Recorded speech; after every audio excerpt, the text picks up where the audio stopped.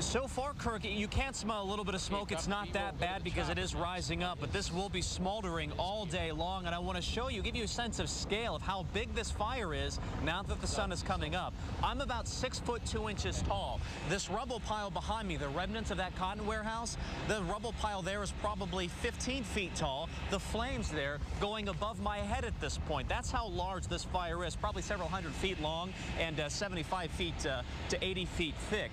Now, this fire has been keeping firefighters busy all day long. They're battling the blaze right now, trying to keep it from spreading. But if I could take a shot from our eye in the sky, Air 15 right now, to give you an even better perspective, you can see just how big this is. You'll see the flames shooting up from the rubble below.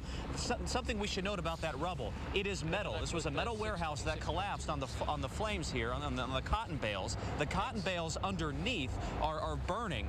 The metal is shielding the cotton bales from the water that firefighters are putting on top of it, and what that's doing is making it take longer to put these fires out. Meanwhile, back here on the ground now, I'm right below a fire truck. There are a number of firefighters in a bucket right above, watching the scene, trying to make sure things don't get out of hand, and periodically they will put water on these flames. At one point tonight, there were 80 firefighters battling this blaze. They had to step back because it was getting to be too unsafe for them to stay inside the building. So they've taken a defensive perimeter around it. They're going to watch the fire and let itself burn out as the morning progresses, guys. So at this point, Brian, are they simply, they're just going to wait for it? I mean, they're not even really trying to put it out, are they?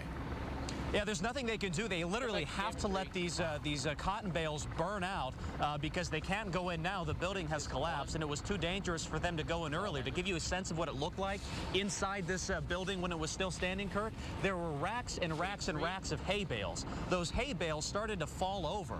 Those hay bales were 500 pounds each. Firefighters couldn't take the chance of going in. They literally had to pull out and just watch this thing burn to the ground. It's all they could do. Wow, what a dramatic situation, and no idea yet how much damage money-wise we're talking about, right, Brian?